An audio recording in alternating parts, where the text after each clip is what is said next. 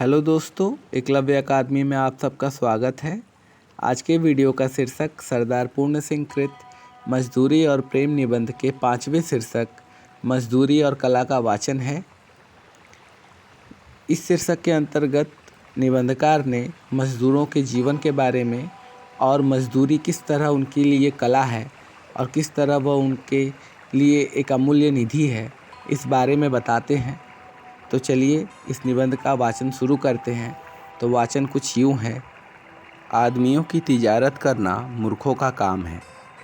सोने और लोहे के बदले मनुष्य को बेचना मना है।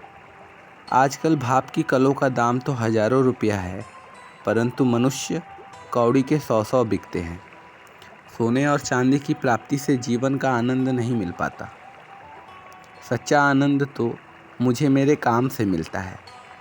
मुझे अपना काम मिल जाए तो फिर स्वर्ग प्राप्ति की इच्छा नहीं। मनुष्य पूजा ही सच्ची ईश्वर पूजा है। मंदिर और गिरजे में क्या रखा है? ईंट, पत्थर, चूना, कुछ ही कहो। आज से हम अपने ईश्वर की तलाश मंदिर, मस्जिद, गिरजा और पोथी में ना करेंगे। अब तो यही इरादा है कि मनुष्य की अनमोल आत्मा में ईश्वर के दर्शन करेंगे। यही आर्ट है, यही धर्म है। मनुष्य के हाथ से ही ईश्वर के दर्शन कराने वाले हाथ निकलते हैं। बिना काम, बिना मजदूरी, बिना हाथ के कला कौशल के विचार और चिंतन किस काम के? सभी देशों के इतिहासों से सिद्ध है कि निकम्मे पादरियों, मौलवियों, पंडितों और साधुओं का दान के अन्न पर पला हुआ ईश्वर चिंतन अंत में पाप, आलस्य और भ्रष्टाचार में परिवर्तित हो जाता है। जिन देशों में हाथ और मुंह पर मजदूरी की धूल नहीं पड़ने पाती, वे धर्म और कला कौशल में कभी उन्नति नहीं कर सकते। पद्यासन निकम्मे सिद्ध हो चुके हैं। यही आसन ईश्वर प्राप्ति करा सकते हैं, जिनसे जोतने, बोने, काटने और मजदूरी का काम लिया जाता है। लकड़ी, ईंट और पत्थर को मूर्तिमान करने वाले लुहार, बढ़ई, मेमार तथा किसान आदि वैसे ही पुरुष हैं जैसे कवि, महात्मा और योगी आदि। उत्तम से उत्तम और नीच से नीच काम, सबके सब प्रेम शरीर के अंग हैं। निकम्मे रहकर मनुष्यों की चिंतन शक्ति थक गई है। बिस्तरों और आसनों पर सोते और बैठे बैठे मन के घोड़े हार गए हैं।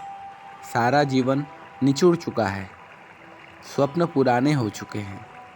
आजकल की कविता में नयापन नहीं, उसमें पुराने ज़माने की कविता की पुनरावृत्ति मात्र है।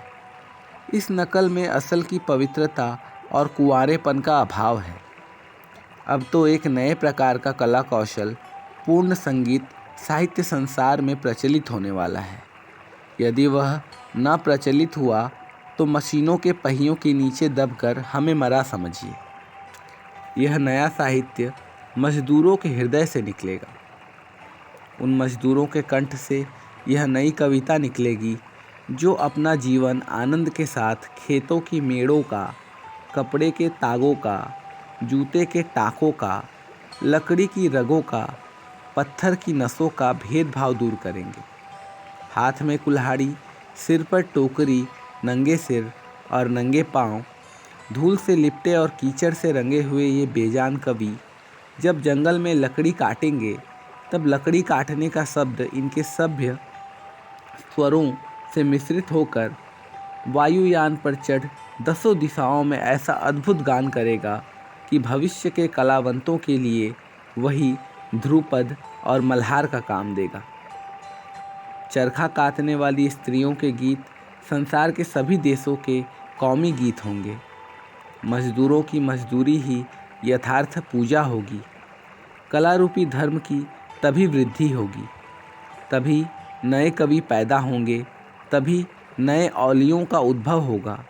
परंतु ये सब के सब मजदूरी के दूध से पलेंगे।